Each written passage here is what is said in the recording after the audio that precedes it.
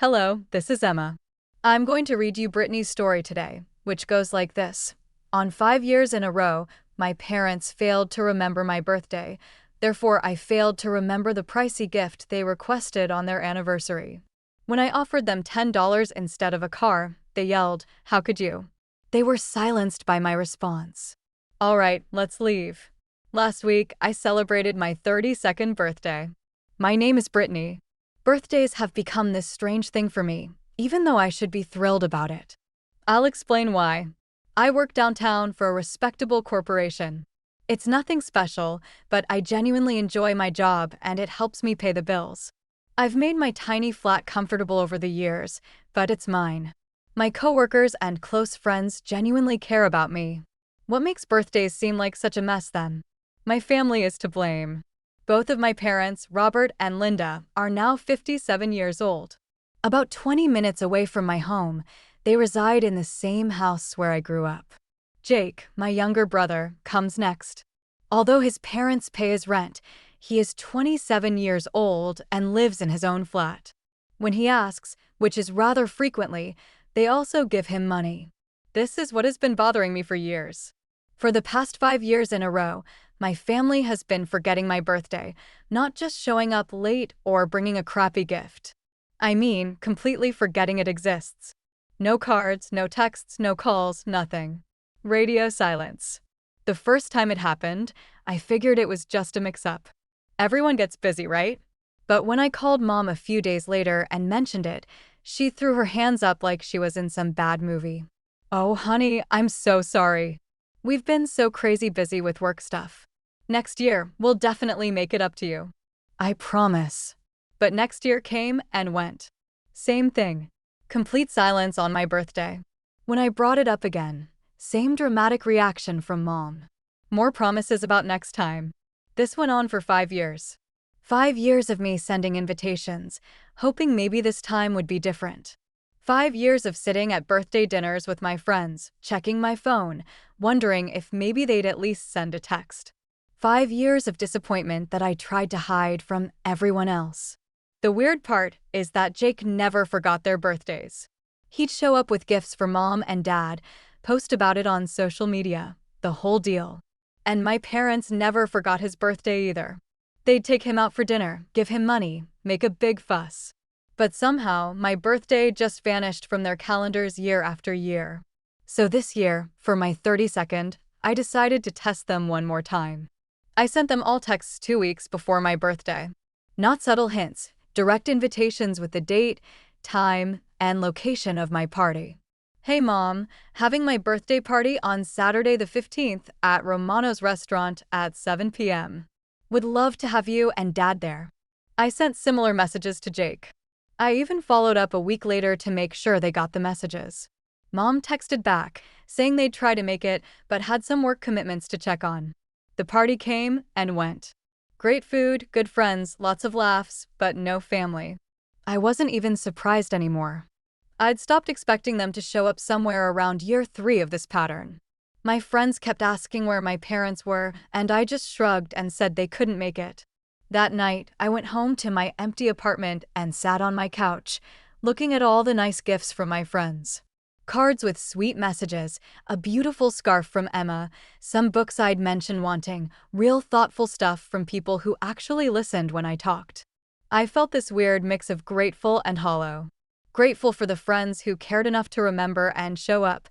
Hollow because the people who were supposed to love me most in the world couldn't even be bothered to send a text message. I decided that night that I was done hoping they'd change. Done getting my hopes up just to have them crushed again. Done making excuses for them when people asked where they were. But life has a funny way of throwing curveballs just when you think you've got everything figured out. A week later, I was at work when my phone rang. Mom's name popped up on the screen. I almost didn't answer. We hadn't talked since before my birthday, and I wasn't in the mood for another round of fake apologies. But something made me pick up. Brittany, sweetie, I have something to tell you, Mom said in this super gentle voice I hadn't heard in years. What's up, Mom? We completely forgot about your birthday last week. I feel terrible about it. We just remembered today, and I wanted to make it right. Can you come over for dinner this Saturday? I want to cook for you and give you your present. I sat there at my desk, staring at my computer screen, trying to process what I just heard. In 5 years of forgotten birthdays, she'd never once called to apologize. Never offered to make it up to me. Never mentioned presents. You want to cook dinner for me? I asked. Yes. And I already bought you something special. I know it's late, but I want to do this properly. Will you come? I found myself saying yes before I could really think about it. Maybe it was curiosity. Maybe it was hope I thought I'd buried. Maybe I just wanted to see what was different this time. Great. Come over around 6 o'clock on Saturday. I'll make all your favorite foods. After I hung up, I sat there feeling confused. My favorite foods. Mom hadn't cooked my favorite anything in years. She barely remembered what I liked to eat anymore. Something was definitely up. Saturday came around, and I found myself standing outside my parents' house at exactly 6 p.m. I rang the doorbell, and Mom opened it almost immediately, like she'd been waiting right by the door. She threw her arms around me in this huge hug that caught me completely off guard. Brittany, I'm so glad you're here. She was acting like we hadn't seen each other in years instead of just a few months. Dad appeared behind her and gave me one of his awkward side hugs. Come in, come in. Dinner's almost ready, Mom said, pulling me toward the kitchen. The smell hit me as soon as I walked in, and I stopped dead in my tracks. Lasagna. She was making lasagna. That had been my favorite food when I was like 16, and I hadn't eaten it in ages because it was too heavy for me now. But she was right. It used to be my favorite. You made lasagna? I said. Of course, and I made that Caesar salad you love. And I even got those dinner rolls from the bakery downtown. I stared at her. These had all been my favorites, but that was years ago. My tastes had changed completely since then. Now, I mostly ate lighter stuff. Grilled chicken, vegetables, things like that. But I didn't have the heart to tell her. That's really thoughtful, Mom. Jake was already sitting at the kitchen table, scrolling through his phone. He looked up when I came in and gave me a quick nod. Hey, Britt. Hey, Jake. He went right back to his phone. Some things never changed. Mom bustled around, serving up huge portions of everything. Way more food than I could possibly eat, but she seemed so excited that I didn't say anything. We all sat down at the table, and for a few minutes, it almost felt normal, like maybe we could be a regular family. So, Dad said, cutting into his lasagna, how's work been? It's good. Busy, but good. That's nice, honey, Mom said. We're just so sorry we missed your birthday. We had this emergency situation at work, and it completely slipped our minds. I nodded and took a bite of lasagna. It was way too rich for me now, but I chewed and swallowed anyway. These things happen, I said, even though I didn't believe it for a second. We felt terrible when we realized, Dad added. Just terrible. After dinner, Mom disappeared into the other room and came back carrying a wrapped box. She set it down in front of me with this huge smile on her face. We picked this out especially for you, she said. I unwrapped it carefully, and inside was a vase. Not an expensive vase, the kind you see at grocery stores for like $15. It was blue with some kind of flower pattern on it. It's lovely, I said. Because what else could I say? We thought it would go perfectly with your wallpaper, Mom said proudly. I almost laughed out loud. I changed my wallpaper 3 years ago from the blue floral pattern to plain white walls. But they wouldn't know that because they hadn't been to my apartment in forever. It's perfect, I lied. I'm so glad you like it.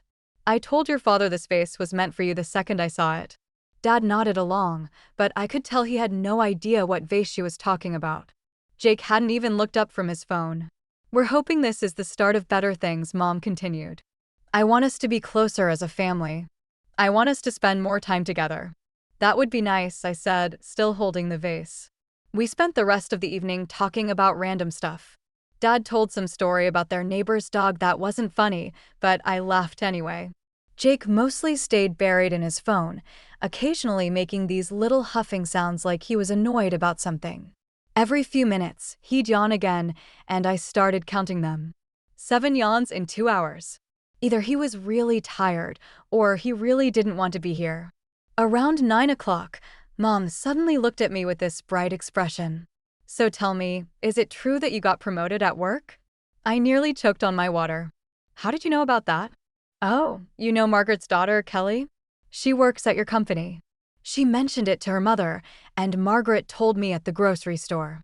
Margaret was Mom's friend from way back. I knew Kelly by sight, but we'd never really talked at work. I had no idea she even knew who I was, let alone that she was keeping tabs on my career. Yeah, I got promoted to senior analyst about 2 months ago, I said. 2 months ago, Dad jumped in, pretending to be offended. And you didn't tell us? I didn't think you'd be that interested, I said honestly. Not interested? Of course, we're interested. You're our daughter. Mom reached over and patted my hand. We want to know about all the good things happening in your life. I sat there looking at both of them, trying to figure out what was going on. In 5 years, they'd shown zero interest in my job, my apartment, my friends, or anything else about my life.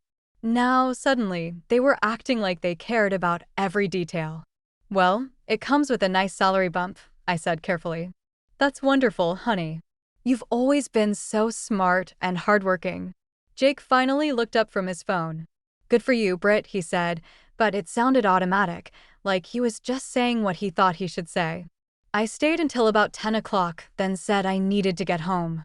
Mom hugged me again at the door. Let's not wait so long to get together again, she said. I'll call you next week. Sounds good, Mom. I drove home with the vase sitting on my passenger seat, trying to make sense of what had just happened. The sudden interest in my life, the favorite foods from years ago, the promise to stay in touch, none of it felt like my parents. When I got to my apartment, I put the vase in my closet behind some old jackets. I couldn't bring myself to throw it away, but I sure wasn't going to display it anywhere. Several weeks passed since that evening, and Mom started calling me regularly. She even invited me to go shopping, which hadn't happened for 8 years. Sometimes I agreed when I wasn't busy. One day, Mom invited me to another family dinner. By the way, she said, your father and I are having our anniversary in 2 weeks, the 35th anniversary of our marriage. We decided to celebrate it in a restaurant. I'm expecting a lot of guests and good gifts. At the word gifts, she looked at me meaningfully, and at that moment, I understood why my parents and brother pretended to remember my birthday and decided to restore relations. They just wanted to get a nice gift from me. I smiled sweetly and didn't say that I understood what kind of people they were. That sounds wonderful, I nodded. Mom continued. I've already asked relatives and friends to give us certain gifts. I told Aunt Susan to bring new dish towels. Uncle Mike is getting us a coffee maker. Cousin Janet will give us a picture frame. And the neighbors are bringing candles. How nice of everyone. As for Jake, we asked him to buy us a TV for our wedding anniversary. Then I asked what they expected from me. Mom said innocently, we were hoping you could buy us a car. I almost choked hearing this. At first, I wanted to be outraged and say that they were completely arrogant, that they ignored my birthdays and decided to restore relations with me just for the sake of this gift. But then I smiled, a plan forming in my mind. Of course, I'll give you a car for the anniversary. My parents were very happy, and Mom even burst into tears. Oh, Brittany, this is the most wonderful thing. We're so grateful. Dad got emotional, too. We don't deserve such a generous daughter. It's my pleasure, I said. This will be an anniversary you'll never forget. After that dinner, Mom started sending me photos of cars on her phone. These were expensive models that cost from $30,000. I just shook my head and put likes in response to the messages. In the end, Mom sent me a photo of a car worth $50,000 and said that she and Dad wanted this particular car for the anniversary. I replied in a message that I had taken note of it. Now I had 2 weeks to prepare my surprise.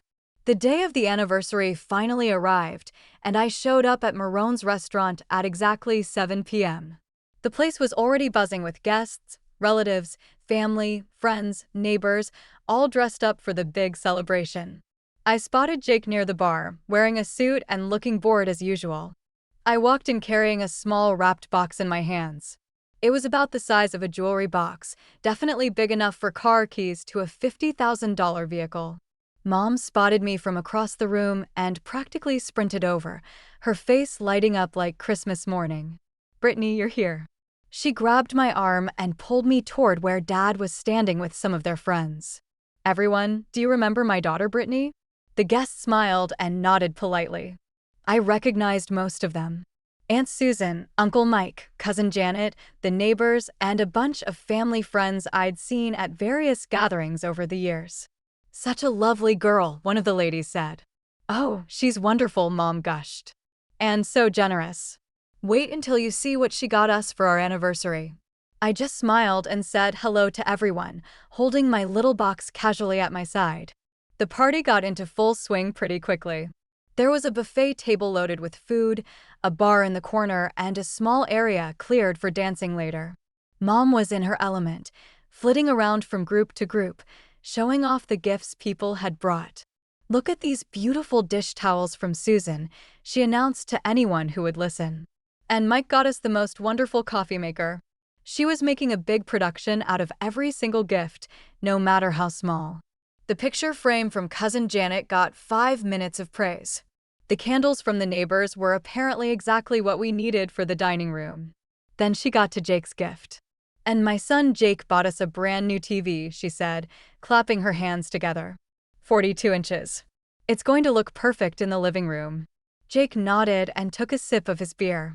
I wondered how much of that TV he'd actually paid for himself versus how much Mom and Dad had helped him with.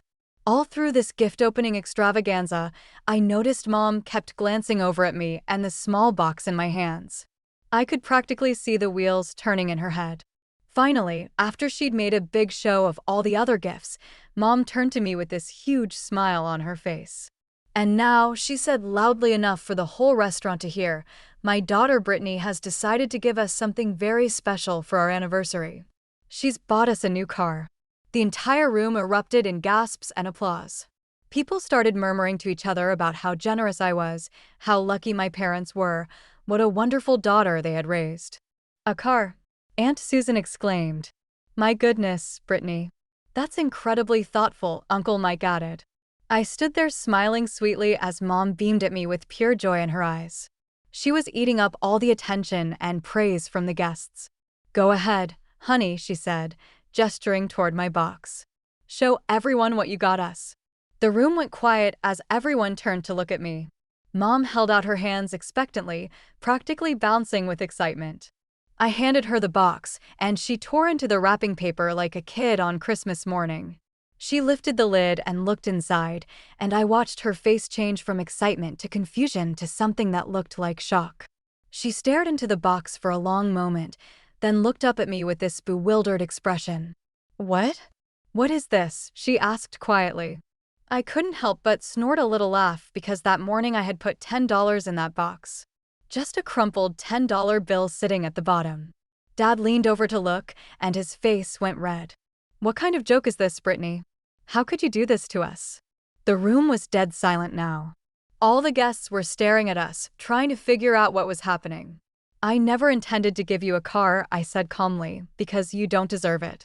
The guests started murmuring again, but this time it wasn't admiration. It was confusion and shock. "What are you talking about?" Mom demanded, her voice getting shrill. "I'm talking about the fact that you forgot my birthday for 5 years straight," I said, my voice carrying across the quiet restaurant. "No cards, no gifts, not even text messages, nothing. And then you suddenly remembered me when you found out about my promotion and wanted an expensive gift." "That's not true," Dad protested. I turned to look at my relatives who were scattered around the room. "Uncle Mike, have you seen my parents at any of my birthdays in the past 5 years?"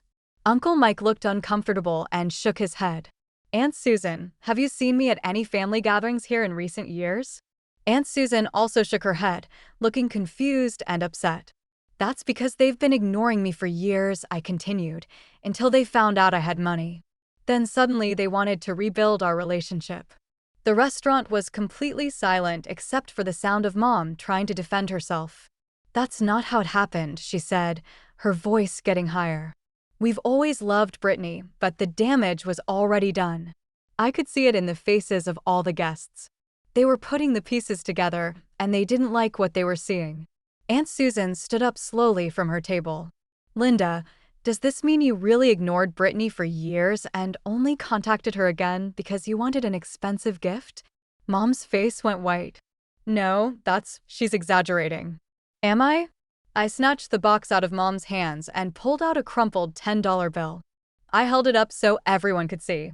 This is exactly 10 times more than they gave me for my birthday in the past 4 years. And in return, they gave me this. I pulled the cheap face out of my other bag. Yes, I'd brought it with me for this exact moment. A $15 vase from the grocery store, I announced. They gave it to me so I would give them a car worth $50,000. Not exactly an equivalent exchange. The guests started whispering among themselves. Mom was getting desperate now. She's lying. She's not herself lately. She's been seeing a psychologist, and her head isn't right. That was the last straw for me. I laughed out loud. My head isn't right because I won't let you use me for money. Uncle Mike stood up and looked directly at Mom. Linda, you should be ashamed of yourself. There's nothing wrong with Brittany. She works at a good company and earns her money honestly. Exactly, Aunt Susan added. She's successful and independent, and this is how you treat her. One by one, the guests started standing up. I watched as Cousin Janet gathered her purse and shook her head in disgust. The neighbors whispered something to each other and headed for the door. Wait, Mom called after them. Don't leave. This is all a misunderstanding. But nobody was listening to her anymore. They could see through her lies, and they were embarrassed to be part of this mess.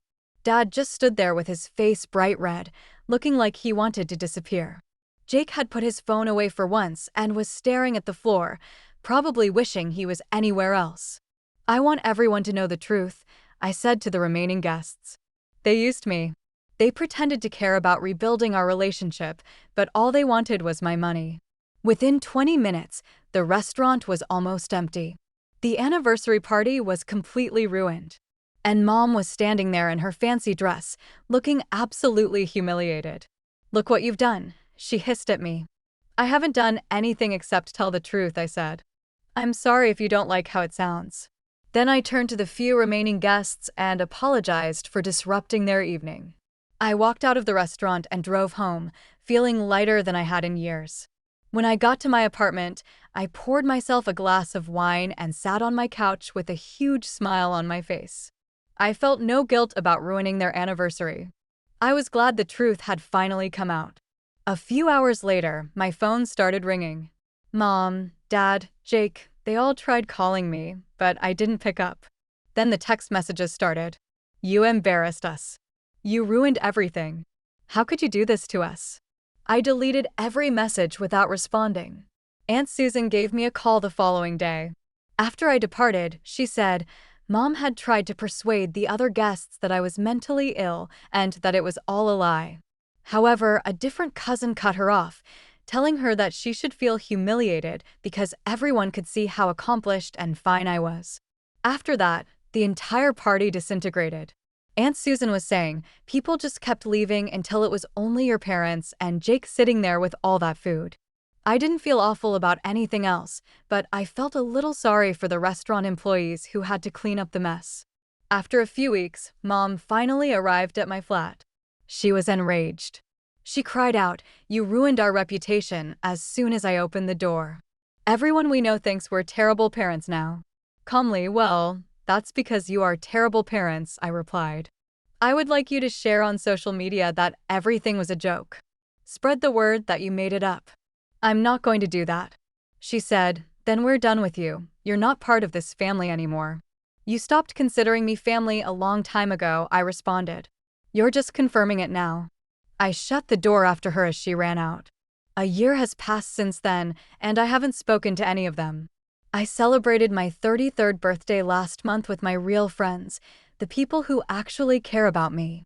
For the first time in years, I didn't have to wonder if my family would show up or remember to call. I knew they wouldn't, and that was perfectly fine with me. I don't want to restore relations with them. I feel safer and happier without them in my life. Some people might think that's sad, but I think it's liberating. I finally know exactly where I stand, and I don't have to waste any more time hoping they'll change. The vase is still in my closet, and sometimes I look at it and smile. It reminds me of the day I stopped letting them use me. Best $15 they ever spent.